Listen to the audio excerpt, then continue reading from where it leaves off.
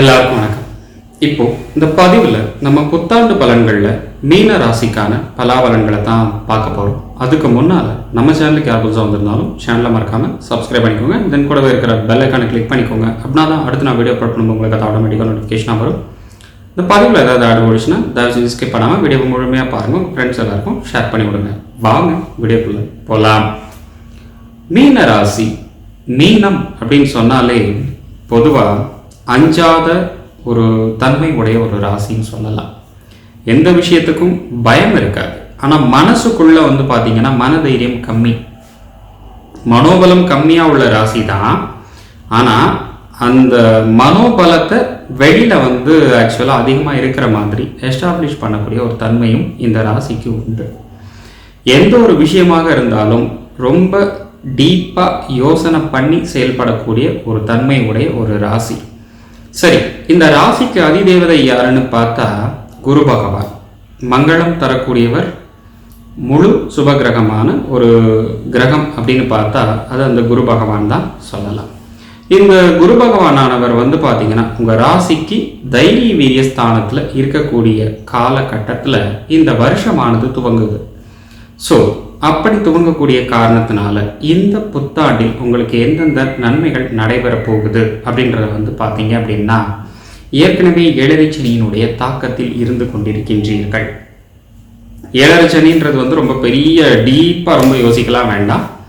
சிம்பிளாக சொல்கிறதா இருந்தது அப்படின்னா, எதில் நீங்கள் ஸ்ட்ராங்குன்னு நினைக்கிறீங்களோ அதில் உங்களை வீக் அப்படின்ற மாதிரி காட்டக்கூடிய ஒரு தன்மை உடைய கிரகம் சனி பகவான். ரெண்டாவது விஷயம், குரு பகவான் எந்த மாதிரி அமைப்பை உடையவர் அப்படின்னா, அந்தணன் தனித்து நின்ற இடம் பால் அப்படின்னு சொல்லுவாங்க. அதாவது குரு பகவான் பிராமணன். பிராமணன் தனியா ஏதாவது ஒரு இடத்துல போய் இருக்கிறார் அப்படின்னு சொன்னால் அது எதுக்காக அந்தணன் தனித்து நின்ற இடம் பால் சொல்றாங்க அப்படின்றத முதல்ல நல்லா புரிஞ்சுக்கணும். ஒரு பிராமணன் நிர்குணமுடையவன், சர்க்குணமுடையவன். இந்த ரெண்டு விஷயத்துல சர்க்குணம் கொன்ற பிராமணன், நிர்ஜைன்யம் கொண்ட பிராமணன் அப்படின்ற மாதிரி யோசிக்கிறோம்னு வச்சுக்கோங்க. இதுல சர்க்குணம் கொண்ட பிராமணன் யாருன்னா குரு பகவான். இந்த குரு பகவான் தனியா நிற்கிறார் அப்படின்னு சொன்னால் அவர் தெய்வத்திற்கு ஒப்பானவர். கோவில்ல பாத்தீங்க அப்படின்னா பொதுவா வாழ முடியாது. ஏன் அப்படின்னா தெய்வத்தின் மீது உள்ள பக்தி, பயம், மரியாதை. பயம் கலந்த மரியாதை தான் பக்தி அப்படின்னு சொல்லுவாங்க. ஆனா அது உண்மை கிடையாது. லவ், காதல், தெய்வீகமான காதல் அப்படின்னு சொல்றோம் இல்லையா, கேள்விப்பட்டிருப்பீங்க நிறைய பேர். தெய்வீகமான காதல் அப்படின்னு சொன்னா கடவுள் மேல உள்ள பக்தி, அதுதான் தெய்வீகமான காதல். அந்த தெய்வீகமான காதலும் பயமும் மரியாதையும் கலந்தது பக்தி அப்படின்றத சொல்லலாம். ஸோ இந்த பக்தியானது எந்த இடத்துல அதிகமாக இருக்கோ அந்த இடத்துல வாழ முடியாது. அங்க எப்போதுமே வழிபாட்டிற்கு உகந்த ஸ்தலமாக கருதப்படக்கூடிய ஒரு விஷயம்தான். அதனாலதான் கோவில்ல வாழ முடியாது அப்படின்னு சொல்லுவாங்க. ஒரு பிராமணன் தனியா இருக்கக்கூடிய இடமானது கோவிலாக கருதப்படும் அப்படின்றதும் இந்த அர்த்தத்தில் தான் குறிக்கிறது. குரு பகவான் பிராமண கிரகம்.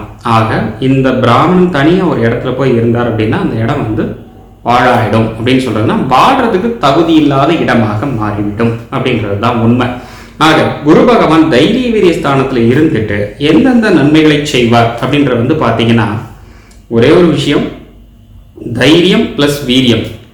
வீரியம் அப்படின்றது எப்படி அப்படின்னா தன்மை, தைரியம் அப்படின்றது மனோபலம். இந்த ரெண்டு விஷயங்களுமே இந்த வருடத்துல உங்களுக்கு இருக்காது. என்ன காரணம் என்றால் தைரிய வீரிய ஸ்தானத்திற்கு உடையவன் பகையாளியாக இருக்கக்கூடிய காரணத்தினால தான் தைரிய வீரியமானது அடிபட்டிருக்கு. சரி, இந்த வருஷத்துல ஏற்படக்கூடிய நன்மைகள்ல முதல் விஷயத்தை நம்ம வரிசையா படிப்பினை மாதிரி பார்த்துக்கிட்டே வரலாம். முதல் விஷயம், ரெண்டு விஷயம் ரொம்ப நல்ல விஷயம். என்ன அப்படின்னு சொன்னா, கேட்ட இடத்துல பணம் கிடைக்கிறது. எந்த ஒரு விஷயமாக இருந்தாலும் யோசிச்சு செயல்படக்கூடிய நீங்க பணம் வாங்குற விஷயத்திலையோ பணம் கொடுக்கக்கூடிய விஷயத்திலையும் யோசிக்க மாட்டீர்கள். காரணம் என்னன்னா ஏழரை சனியினுடைய தாக்கம். அந்த ஒரு காரணத்தினால உங்களுக்கு பணம் வாங்குறதுனாலயோ கொடுக்கறதுனாலயோ பாதிப்புகள் கிடையாது. ஏன்னா ஏழரை சனி அந்த வேலையை செய்யணுன்றதுக்காகத்தான் அந்த மாதிரி பண்ணுது. ஆனால் அதை பற்றி கவலைப்பட தேவையில்லை. ஏன்னா ஏழரை சனி நடந்தாலும் தைரிய வீரியத்தில் குரு பகவான் இருக்கக்கூடிய காரணத்தினால என்ன ஆகும் அப்படின்னா, விரைய சனியாக இருப்பதால் நீங்கள் கொடுத்த பணமும் திருப்பி வரும். அதே சமயத்தில் நீங்கள் வாங்கின பணத்தையும் உங்களால் அடைக்க முடியும். ஏன்னா சனி பயிற்சி வரக்கூடிய காரணத்தினால அதற்கு முன்னாடி இருக்கக்கூடியது நிலுவையில் இருக்கக்கூடிய எல்லா பெண்டிங்ஸும் கிளியர் ஆயிடும். எவ்வளவு பெரிய லோன் இருந்தாலும் க்ளோஸ் ஆகக்கூடிய ஒரு தன்மை. எல்லா லோனையும் க்ளோஸ் பண்ணி முடிச்சிடுவீங்க. நிம்மதி பெருமூச்சு விடக்கூடிய ஒரு காலம். இந்த வருஷத்துல பாத்தீங்க அப்படின்னா மேலும் வேற எந்த மாதிரியான பலாபலன்கள் ஏற்பட போகுது அப்படின்னு சொன்னா, நெடுந்தூர பயணம். அதாவது ரொம்ப டிராவல் பண்ணி சில ரொம்ப முக்கியமான இடங்களுக்கு போயிட்டு வருது, தூர தேசத்துல இருக்கக்கூடிய திவ்ய தேசங்களுக்கு போயிட்டு வருது, குடும்பத்தில் உள்ளவங்களுக்காக நிறைய பிரயாசப்பட்டு நிறைய விஷயங்கள் செய்யக்கூடியது, கொஞ்சம் மருத்துவ செலவுகளை செய்யக்கூடியது, இந்த மாதிரியான விஷயங்கள் எல்லாமே இந்த விரையச்சனி காரணமாக உங்களுக்கு இருக்கும். அதே சமயத்துல குரு பகவான் தைரிய வீரியத்துல இருக்கக்கூடிய காரணத்தினால உடன் பிறந்தவர்களால் கொஞ்சம் பாதிப்புகளும் மனக்கவலைகளும் நீங்கும். அதன் பிறகு உத்தியோகத்துல இடமாற்றமானது கிடைக்கக்கூடிய ஒரு காலகட்டமும் இந்த வருஷத்துல உங்களுக்கு இருக்கு. உத்தியோகத்துல இடமாற்றம் கிடைக்கும். அது உங்களுக்கு பிடிச்ச ஒரு ஜாப்பா இருக்கலாம், இல்ல ஒரு ப்ரமோஷனாக இருக்கலாம், இல்ல நீங்க எதிர்பார்த்துட்டு ரொம்ப வருஷமா தள்ளி போய்கிட்டு இருந்த ஒரு விஷயமானது நடைபெறக்கூடிய ஒரு காலகட்டமாகவும் இந்த ஆண்டுல உங்களுக்கு நல்ல பலாபலன்கள் கிடைக்கும். மேலும் 5 வயதிலிருந்து 18 வயதிற்குட்பட்டு இருக்கக்கூடிய மாணவர்கள் அவர்களுக்கு பாத்தீங்க அப்படின்னு சொன்னால் கல்வியில கவனமாக இருக்கணும். ஏன் அப்படின்னா விரையச்சனி நடந்து கொண்டிருக்கக்கூடிய காரணத்தினால, 7.5 சனியினுடைய துவக்கமாக இருக்கக்கூடிய காரணத்தினால முதல் விஷயமே கல்வி தான். ஒருத்தர் கல்வியில ஸ்ட்ராங்கா இருந்தா அவரோட ஃபியூச்சர் ஸ்ட்ராங்கா இருக்கும்னு சொல்லுவாங்க. அதனால கல்வியிலிருந்தே சனி பகவானினுடைய தாக்கமானது ஆரம்பமாகும். அப்படி இருக்கிறதுனால நீங்க என்ன பண்ணலாம் அப்படின்னு சொல்லி கேட்டால், சனீஸ்வர பகவானை நாள் தவறாம பிரதி வாரம் சனிக்கிழமை, அதாவது நாள் தவறாம அப்படின்னு சொன்னா அனுதினமும் அப்படின்ற அர்த்தத்தை குறிக்காது. நாள் தவறாம அப்படின்னா சனிக்கிழமையை எக்காரணம் கொண்டு மிஸ் பண்ணிடாம ஒவ்வொரு சனிக்கிழமையும் சனீஸ்வர பகவானை போய் பாருங்க. சனீஸ்வர பகவானை போய் பார்த்து அவருக்கு செய்யக்கூடிய அர்ச்சனைகளின் மூலியமாக உங்களுக்கு கல்வியில் இருக்கக்கூடிய தடைகளானது அகலும். நிறைய பேருக்கு பார்த்தீங்க அப்படின்னா லைஃபோட முக்கியமான ஸ்டெப், நான் இப்போதான் 10th படிக்கிறேன், ஸோ எக்ஸாம் எழுதணும், எவ்வளோ மதிப்பெண்கள் பெறணும் அப்படின்ற மாதிரி நிறைய விஷயங்கள் இருக்கலாம் இல்லையா. இந்த பிரச்சனைகளில் இருந்து நிறைய மதிப்பெண்களையும் நல்ல பெயர்களையும் சம்பாதிக்கக்கூடிய விஷயத்தை சனீஸ்வர பகவான் ஒருவரால் தான் கொடுக்க முடியும். அதற்காக சனிக்கிழமை தோறும் சனீஸ்வர பகவானை நேரம் தவறாமல் காலம் தவறாமல் பார்த்து அவருக்கு அர்ச்சனை பண்ணிட்டு வந்தீங்க அப்படின்னு சொன்னால் உங்களுக்கு கல்வியில் இருக்கக்கூடிய தடைகளானது அகலும், நல்ல மதிப்பெண்கள் கிடைக்கும், சமூகத்தில் நல்ல அந்தஸ்து கிடைக்கும். அதன் பிறகு 19 வயதிற்கு முதல் 36 வயதிற்குட்பட்டு இருக்கக்கூடிய மீன ராசிக்காரர்களுக்கு பார்த்தீங்க அப்படின்னா ரொம்ப காலமாக இழுபறியாக இருந்துட்டு வந்த வேலையில் இருக்கக்கூடிய பிரச்சனைகள் எல்லாம் அகல ஆரம்பிக்கும். மனசிற்கு தகுந்த நல்ல வாழ்க்கை துணையானது அமையக்கூடிய ஒரு காலகட்டமும் இருக்கும். நிறைய பேருக்கு பார்த்தீங்கன்னா இந்த 7.5 சனி நடக்கும்போது தான் அந்த கல்யாணம் சம்பந்தப்பட்ட விஷயம், லவ் சம்பந்தப்பட்ட விஷயங்கள் எல்லாமே பலிதமாகும். ஸோ இந்த 7.5 சனி நடக்கும்போது பார்த்தீங்க அப்படின்னு சொல்லி சொன்னால் ஒவ்வொருத்தருக்குமே வாழ்க்கையில் ஒரு சிறப்பான உயர்வுகள் கிடைக்கும். அது எந்த விஷயம் அப்படின்னா, நீங்கள் எதில் ஸ்ட்ராங்குன்னு நினைக்கிறீங்களோ அதில் உங்களை வீக் ஆக்கி, எதில் வீக்காக இருக்கீங்கன்னு நினைக்கிறீங்களோ அதில் உங்களுக்கு தெரியாமலேயே திறமையை வளர்த்து உங்களை ஸ்ட்ராங் ஆகக்கூடியது தான் சனீஸ்வர பகவானோட வேலை. உதாரணத்துக்கு நீங்கள் எக்கனாமிக்கல் ரீதியாக ஸ்ட்ராங்காக இருக்கீங்கன்னு நினச்சிங்கன்னா எக்கனாமிக்கல் ரீதியாக உங்களை வீக் ஆக்கிடும். நீங்கள் வேலையில் ஸ்ட்ராங்காக இருக்கீங்கன்னு நினச்சிங்கன்னா உங்களை வேலையை விடக்கூடிய லெவலுக்கு உங்களுக்கு டிப்ரெஷனையும் பெரிய பிரச்சனைகளையும் கொடுக்குற மாதிரி பண்ணிடும். இல்லை நான் வேலையிலேயும் ஸ்ட்ராங் இல்லை, நான் எக்கனாமிக்கலையும் ஸ்ட்ராங் இல்லைன்னு நினச்சிங்கன்னா உங்களை அந்த விஷயத்தில் ஸ்ட்ராங் ஆக்கிட்டு மற்ற விஷயத்தில் வீக் ஆக்கிடும். பொதுவாக துணைகளுக்கும் உங்களுக்கும் ஏகப்பட்ட பிரச்சனைகள் அவ்வப்போது போகும். மீனராசிக்காரர்களை பொறுத்த வரைக்கும் பார்த்தீங்க அப்படின்னா 7.5 சனியினுடைய தாக்கத்தினாலையும் தைரிய விரியத்தில் குரு பகவான் இருக்கக்கூடிய காரணத்தினாலையுமே பார்த்தீங்கன்னா கணவன் மனைவிக்கு இடப்பட்டு இருக்கக்கூடிய அந்யோன்யமானது கொஞ்சம் குறையும். இது இயல்பாகவே 7.5 சனியில் நடக்கக்கூடிய ஒரு விஷயம்தான். கணவனை உங்களால் புரிஞ்சிக்க முடியாது. இப்போ நீங்கள் ஆணாக இருந்தீங்கள் என்றால் உங்களுடைய மனைவியை உங்களால் புரிந்து கொள்ள முடியாது, புரிந்துப்பதற்கு முயற்சிக்க மாட்டீங்க. இந்த 7.5 சனியினுடைய தாக்கத்தில் நீங்கள் பார்த்தீங்க அப்படின்னா பொதுவாக மற்றவர்களை புரிந்து கொள்ள மாட்டீர்கள். அதே மாதிரி பார்த்தீங்க அப்படின்னா ஜென்மத்தில் சஞ்சரிக்கக்கூடிய ராகு பகவான் இருக்கார் பாருங்க, அவர் என்ன பண்ணுவார் அப்படின்னா ஃபேமிலி மேலே ஒரு அட்டாச்மெண்ட்டை கிரியேட் பண்ணுவார். அப்பா அம்மா மேலே அளவுக்கு அதிகமான பாசம் கொடுப்பார். ராகு இருக்கிறதுனால தந்தையின் மீது பாசம் அதிகரிக்க ஆரம்பிக்கும். எந்த ஒரு காரியம் பண்ணாலும் எங்கள் அப்பாவோட விஷயம், எங்கள் அப்பாவுக்காக நான் பண்ணுறேன், இந்த மாதிரி எல்லா விஷயத்தையுமே அதிகரிக்கக்கூடிய தன்மை, பெற்றவர்கள் மேலே பாசத்தை அதிகரிக்கக்கூடிய தன்மையை ஜென்மத்தில் இருக்கக்கூடிய ராகு பகவான் கொடுத்துடுவார். சரி, ஜென்மத்திற்கு 7வது வீட்டில் இப்போ கேது பகவான் இருக்காரு. அப்போ தாய் மேலே பாசம் இருக்காதா? தாய் மேலே அட்டாச்மெண்ட் இருக்கும், ஆனால் அவ்வப்போது கோபம் தாபங்களும் ஏற்படும். இது இயல்பான ஒரு விஷயம். அதே மாதிரி பார்த்தீங்க அப்படின்னா சந்திர பகவானாலையும் சூரிய பகவானாலையும் ஏற்படக்கூடிய நன்மைகள் என்னன்னா, முயற்சிகளால் வெற்றியை கொடுக்கக்கூடிய தன்மையை சூரிய பகவான் கொடுப்பாரு. அதே சமயத்துல சந்திர பகவான் அலைச்சலால் ஆதாயத்தை கொடுப்பாரு, புத்தியால சாதிக்கக்கூடிய விஷயத்தை கொடுப்பாரு. எவ்வளவு பெரிய பிரச்சனைகள் வந்தாலும் உங்களுடைய ஆலோசனை பார்த்தீங்க அப்படின்னா மற்றவங்களுக்கு ரொம்ப சூப்பரா இருக்கும். அதே சமயத்துல உங்களுக்கு பார்த்தீங்கன்னா கொஞ்சம் டவுன் ஆகிற மாதிரியே இருக்கும். ஒரு விஷயத்தை பல தடவை யோசித்து செயல்படக்கூடிய ஒரு தன்மையும் கிடைக்கும்.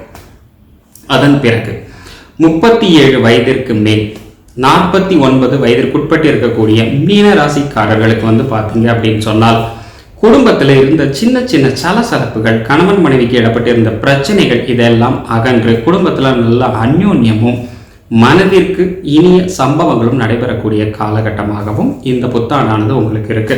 சனீஸ்வர பகவான சனிக்கிழமை நீங்க வழிபாடு செய்வதன் மூலியமாகவும் அவரினுடைய அபிஷேகத்திற்கு நல்லெண்ணெய் வாங்கி கொடுப்பதன் மூலியமாகவுமே பார்த்தீங்கன்னா உங்களுக்கு வாரிசு சம்பந்தப்பட்ட பிரச்சனைகள், அதே சமயத்துல சொத்து சம்பந்தப்பட்ட பிரச்சனைகள், அதே சமயத்துல பண ரீதியாக இருக்கக்கூடிய பிரச்சனைகள் இது எல்லாமே அகல ஆரம்பிக்கும். புதிய வாய்ப்புகள் தேடி வரும், புதிய பதவிகள் கிடைக்கும். நிறைய பேருக்கு பார்த்தீங்க அப்படின்னா ரொம்ப வருஷமாக ஏங்கிக்கிட்டு இருந்த பதவி எல்லாமே பதவி உயர்வு, ப்ரமோஷனோடு சேர்ந்து ஹைக்கு, ஸோ இந்த மாதிரி இருக்கக்கூடிய விஷயங்கள் எல்லாமே இந்த ஆண்டில் உங்களுக்கு நடைபெறுவதாக இருக்கும்.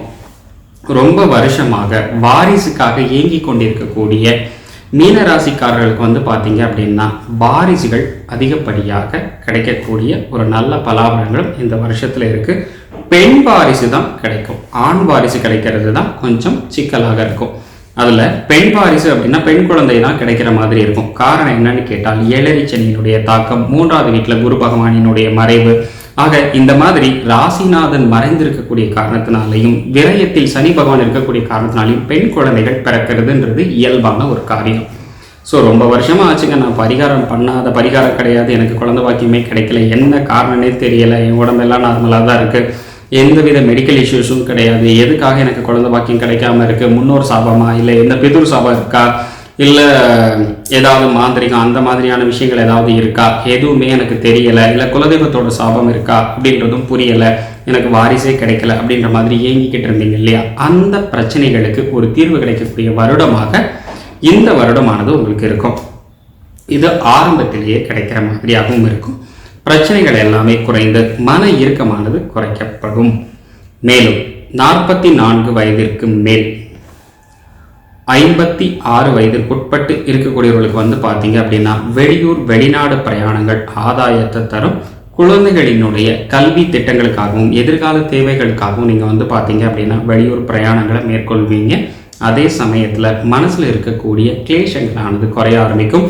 தூர தேசத்தில் இருக்கக்கூடிய திவ்ய தேசங்களுக்கு குடும்பத்தோடு போயிட்டு வரக்கூடிய காலகட்டமும் இந்த வருஷமானது உங்களுக்கு இருக்கு.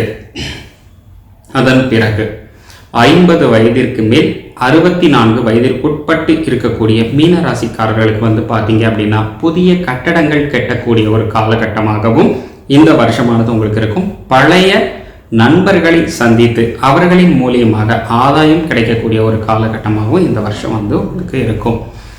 அதன் பிறகு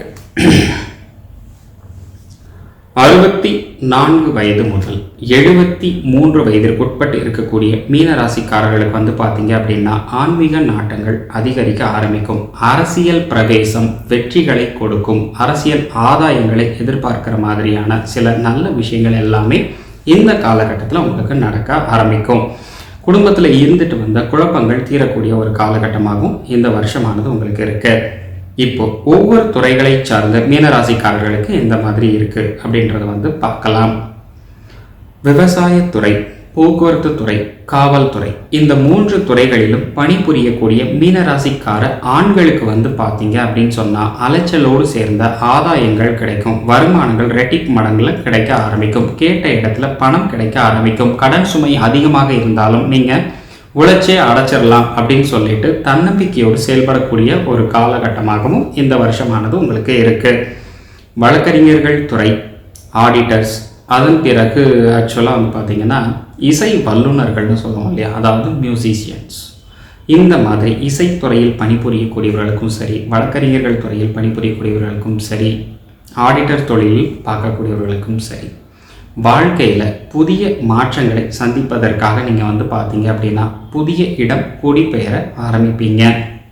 இடம் விட்டு இடம் பெயர்ந்து வேற ஒரு இடத்துல போயிட்டு உங்களினுடைய திறமையை காட்டி அதன் மூலியமாக வருமானத்தை ஈட்டக்கூடிய தன்மையும் இந்த காலகட்டத்தில் நடக்கும். ஒரு சில பேருக்கு பார்த்தீங்கன்னா புதிய வாகன பிராப்தி உண்டாகும்.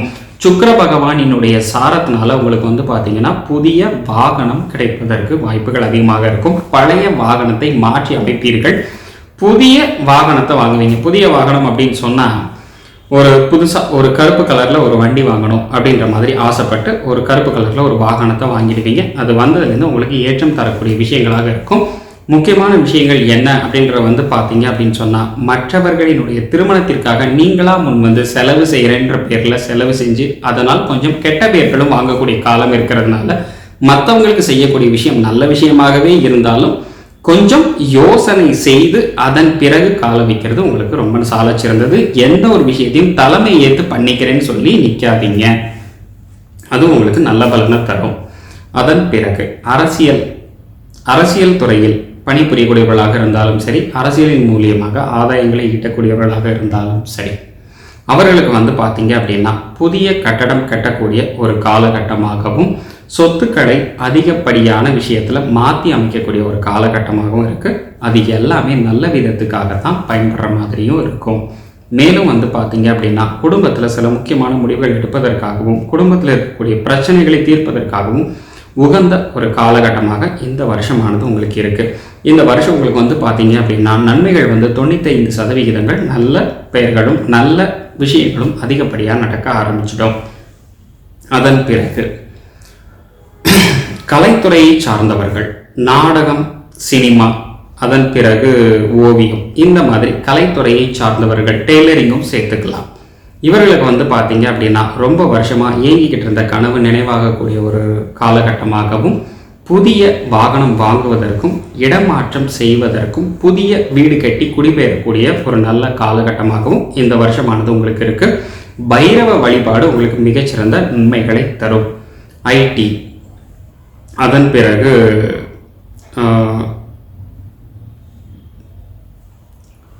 ஐடி ஃபீல்டில் வேலை பார்க்குறவங்க, அதே சமயத்தில் பார்த்தீங்க அப்படின்னு சொன்னால் கம்ப்யூட்டர் மூலியமாக ஆதாயம் தேடக்கூடியவர்கள், அதாவது ஹார்ட்வேர் சம்மந்தப்பட்ட விஷயங்கள், சர்வீஸ், இந்த மாதிரி எந்த ஒரு விஷயத்தில் வேலை பார்க்குறவங்களாக இருந்தாலும் சரி, பணிக்கு புரியக்கூடியவர்களாக இருந்தாலும் சரி, mutual fund are some financial இந்த மாதிரி இடத்துல வேலை பார்க்கக்கூடியவர்களாக இருந்தாலும் சரி, தம்முடைய திறமைகளுக்கு தகுந்த அங்கீகாரம் கிடைக்கலையே, நமக்கு ஏன் தான் இவ்வளோ நாள் தள்ளி போயிட்டுருக்கு அப்படின்ற மாதிரி நினச்சிட்டு இருந்தீங்க இல்லையா?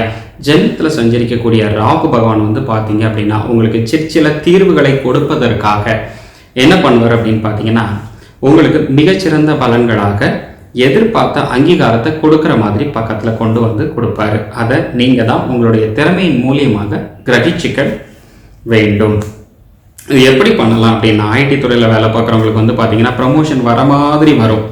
ப்ரமோஷன் கொடுக்குறேன், அது பண்ணுறேன், இது பண்ணுறேன்னு சொல்லிட்டு உங்களுடைய உயர் அதிகாரிகள் என்ன பண்ணுவாங்க அப்படின்னா, உங்களுக்கு ப்ரமோஷன் கொடுக்குறேன் அப்படி இப்படின்னு சொல்லிட்டு உங்களை ஏமாற்றும் விதமாக வேறு ஏதாவது ஒரு காரணத்தை சொல்லி உங்களுக்கு நான் இப்போ ப்ரமோஷன் கொடுக்க முடியாது, தயவு பண்ணி மன்னிச்சுக்கோ, ஏன்னா இந்த சமயத்தில் என்னால் ப்ரமோஷன் கொடுத்து எதுவும் பண்ண முடியலை, நம்மளோட சிஸ்டம் இப்போ சரியில்லை, ஸோ அப்படின்றதுனால உங்களை வேலையை விட்டே தூக்குற லெவலுக்கு பார்த்தீங்கன்னா சில மாறுதல்கள் கிடைக்கும். ஸோ இந்த இதிலிருந்து நீங்கள் தப்பிக்கணும் அப்படின்னு சொன்னால் நீங்கள் பைரவருக்கு வால்மிளகு தீபம் ஏற்ற வேண்டும். பைரவருக்கு வால்மிளகு தீபம் ஏற்றிக்கிறதுனால உங்களுக்கு வேலையில் இருக்கக்கூடிய பிரச்சனைகள் குறைய ஆரம்பிக்கும். அதே மாதிரி பார்த்தீங்கன்னா ஃபினான்ஷியல் சம்மந்தப்பட்ட விஷயத்தில் வேலை பார்க்குறவங்களுக்கு பார்த்தீங்க அப்படின்னு சொன்னால் இடம் மாற்றங்கள் ஏற்படும். உன்னதமான பலன்களை அடைவதற்கு பைரவ வழிபாடு மிகச்சிறந்த வழிபாடாக உங்களுக்கு இருக்கும். அதன் பிறகு வாகனத்துறை, அதாவது இரும்பு சம்பந்தப்பட்ட விஷயத்தில் பணிபுரியக்கூடியவர்கள், இரும்பு சம்பந்தப்பட்ட விஷயத்தின் மூலியமாக ஆதாயத்தை ஈட்டக்கூடியவர்களுக்கு பார்த்தீங்க அப்படின்னு சொன்னால் வாழ்க்கையில் இருக்கக்கூடிய நடைமுறை பிரச்சனைகள் எல்லாம் தீரக்கூடிய ஒரு காலகட்டமாகவும் குடும்பத்தில் இருந்து வந்த குழப்பங்கள் தீரக்கூடிய ஒரு காலகட்டமாகவும் இந்த வருஷமானது உங்களுக்கு இருக்கும். மேலும் உங்களுக்கு வேறு ஏதாவது சந்தேகங்கள் இருந்தால் அந்த பதிவில் மறக்காமல் கமெண்ட் பண்ணுங்கள். மீண்டும் சந்திப்போம். வணக்கம்.